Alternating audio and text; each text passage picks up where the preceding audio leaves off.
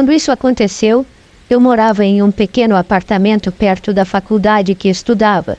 Eu tinha me formado no ano anterior, mas fiquei lá enquanto procurava um emprego melhor. Não havia muito trabalho na minha área de estudo, então eu estava disposta a me mudar para praticamente qualquer lugar do país em busca da oportunidade certa. Por causa disso, eu não estava realmente interessada em namorar na época. Não fazia sentido começar algo e depois simplesmente ter que se afastar. Já havia passado algum tempo em aplicativos de namoro, mas nada deu certo. Eu namorei um cara por um tempo. Seu nome era Dan. Ele era mais velho que eu. Eu tinha 22 anos e ele 28. Nos conhecemos em um aplicativo de namoro e quando terminamos, não usei nenhum dos aplicativos novamente. A razão pela qual as coisas não deram certo foi que Dan era muito pegajoso e carente. Normalmente sou eu quem precisa de mais atenção, mas esse cara levou isso a outro nível.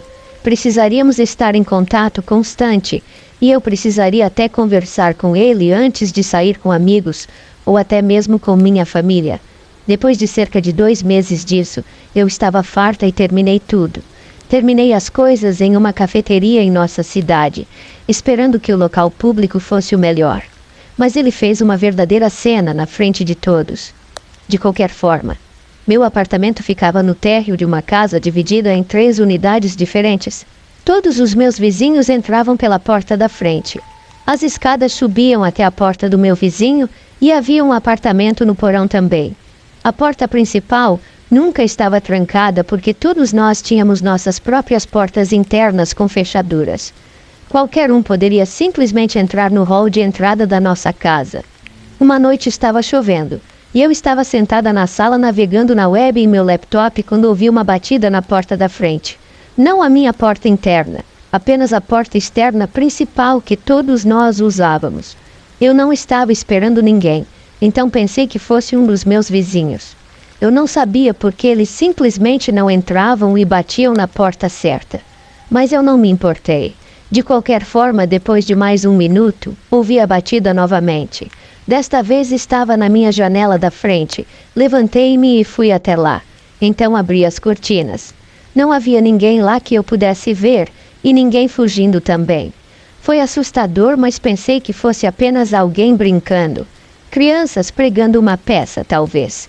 Tranquei a janela, verifiquei novamente a porta e fui para a cama. Na noite seguinte, eu tinha acabado de jantar e estava sentada à minha pequena mesa da cozinha, terminando uma taça de vinho com minha amiga Beth. De repente, houve uma batida na minha porta. Desta vez era a porta interna da minha casa, não a principal externa como antes. Eu estava esperando outra amiga naquela noite. Íamos assistir a um filme juntas, nós 3. Imaginei que fosse ela. Quando fui atender a porta, não havia ninguém lá. Olhei pela janela da frente e vi um homem saindo da minha casa. Eu tinha certeza de que foi quem bateu. Fiquei preocupada porque tinha certeza de que não eram crianças brincando. Talvez tenha sido ele quem bateu na minha janela também, mesmo que ele realmente não tenha feito nada ainda. Eu estava além de assustada. Minha outra amiga finalmente apareceu, e nós 3 passamos a noite na minha sala assistindo a um filme. Quando acabou, conversamos um pouco. Por volta da meia-noite, minhas amigas tiveram que ir, então eu estava sozinha. Eu queria que elas ficassem, mas elas não puderam. Fui para a cama, logo depois que elas foram embora. Em algum momento no meio da noite, um barulho me acordou. A princípio eu não tinha certeza do que era, porque aconteceu enquanto eu ainda estava dormindo. Fiquei deitada na cama por um momento ouvindo. Então eu ouvi de novo. Foi apenas um rangido sutil. Não é incomum na minha casa, especialmente com outras pessoas que moram na casa. Coisas assim aconteciam o tempo todo, mas geralmente não eram altos o suficiente para me acordar. Fiquei curiosa o suficiente para conferir.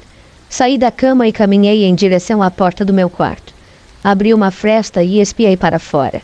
Ali, parado no meio da minha sala, estava um homem, e eu o reconheci. Era aquele cara, Dan, com quem eu namorei 1 ano antes. Não nos falamos nem nos vimos desde então. Nós apenas nos encaramos, ambos congelados. Eu queria correr para o meu telefone e chamar a polícia, mas estava com muito medo de me mover. Achei que se fizesse isso ele faria alguma coisa. Ele parecia bastante calmo no início, e nem se assustou quando me viu. Não sei se isso torna tudo mais ou menos assustador. Depois de um silêncio incrivelmente desconfortável, Dan me disse para sair. Ele disse que só queria conversar. Eu ainda estava parada na porta do meu quarto. Meu telefone estava ao lado da minha cama, e eu sabia que se saísse do quarto estaria à sua mercê. Em uma fração de segundo, tomei minha decisão. Recuei para o meu quarto e fechei a porta mantendo-a fechada.